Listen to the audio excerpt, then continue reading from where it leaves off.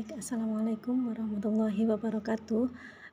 Anak-anak, untuk hari ini kita belajar terkait dengan sistem pembukuan dana kas kecil yang kedua ya, yaitu sistem dana tidak tetap. Di mana di sini kembali lagi yang kita perhatikan adalah dana awalnya. Dana awalnya untuk sistem fluctuation atau sistem dana tidak tetap, itu dana awalnya dia selalu mengalami fluktuasi atau perubahan, di mana hal ini disebabkan karena pengisiannya yang selalu tetap. Sehingga ketika awal periode kita diberi pengisian dana kas kecil sebesar 10 juta, maka untuk periode selanjutnya pun akan diisi dengan jumlah yang sama. Sehingga ketika jumlah itu ditambah dengan saldo akhir bulan sebelumnya, otomatis dana awalnya akan berubah dari periode sebelumnya. Contoh kasusnya misal pada bulan Januari itu kita diisi kas kecil sebesar 10 juta, kemudian selama bulan Januari kita melakukan transaksi pengeluaran sebanyak 8 juta, sehingga di sini saldonya hanya tinggal 2 juta. Saldo akhir bulan Januari adalah saldo awal bulan Februari, sehingga bulan Februari kita sudah punya saldo awal 2 juta. Nah, pengisiannya kalau sistem dana tidak tetap, pengisiannya akan kembali diisi sebanyak 10 juta seperti bulan Januari. Sehingga dana awal yang seperti kita ketahui bahwa rumusnya adalah dana awal itu pengisian dana kas kecil ditambah dengan saldo, pengisiannya 10 juta kembali lagi, tapi kita punya saldo 2 juta. Sehingga dana awalnya untuk bulan Februari adalah 12 juta rupiah, sedangkan bulan Januari itu 10 juta. Nah, dari hal ini dapat kita simpulkan bahwa dana awalnya setiap periode untuk sistem fluctuation itu selalu berubah-ubah.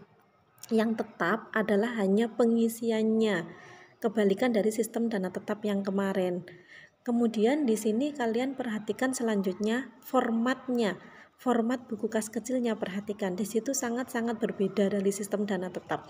Untuk sistem dana tidak tetap di sini ada tanggal, nomor bukti, uraian debit, kredit, dan ada tambahan satu kolom lagi, yaitu kolom saldo di sebelah kanan. Sehingga hal ini akan menjadikan kita sebagai seorang administrator harus menentukan saldo akhirnya dalam setiap terjadi transaksi. Setelah terjadi transaksi, kita masukkan di debit atau di kredit, kemudian langsung kita tentukan saldonya, sehingga kita bisa mengetahui saldo kas kecil kita itu setiap saat, setiap waktu untuk sistem fluctuation. Kemudian di bawahnya, setelah selesai semua transaksi dimasukkan, kembali lagi untuk transaksi utang tidak perlu dimasukkan dalam buku kas. Yang dimasukkan adalah transaksi pelunasannya.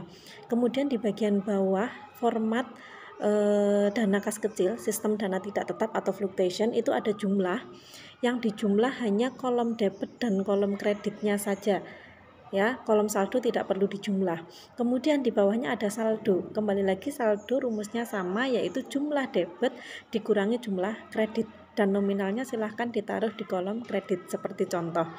Kemudian di situ ada baris balance. Balance itu artinya adalah penjumlahan, penambahan dari baris jumlah dan baris saldo. Misal di situ di kolom debit ada jumlahnya adalah 10 juta. Saldonya, karena saldonya ditaruh di kolom kredit, maka pada kolom debit di baris saldo itu enggak ada nominalnya, sehingga kita baca 0. 10 juta ditambah 0, maka balance pada kolom debit adalah tetap 10 juta. Kemudian di kolom kredit, ketika di periode tersebut terjadi pengeluaran 8 juta, maka jumlah kredit 8 juta.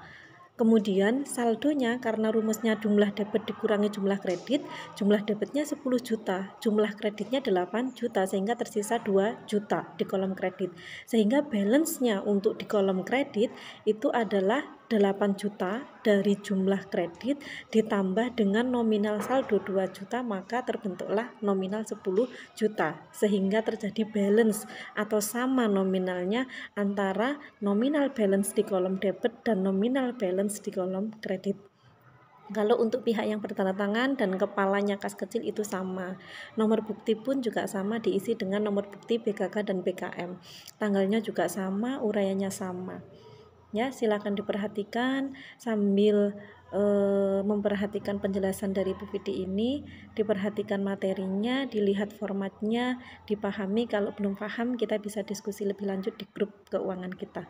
Terima kasih anak-anak, selamat belajar untuk hari ini. Wassalamualaikum warahmatullahi wabarakatuh.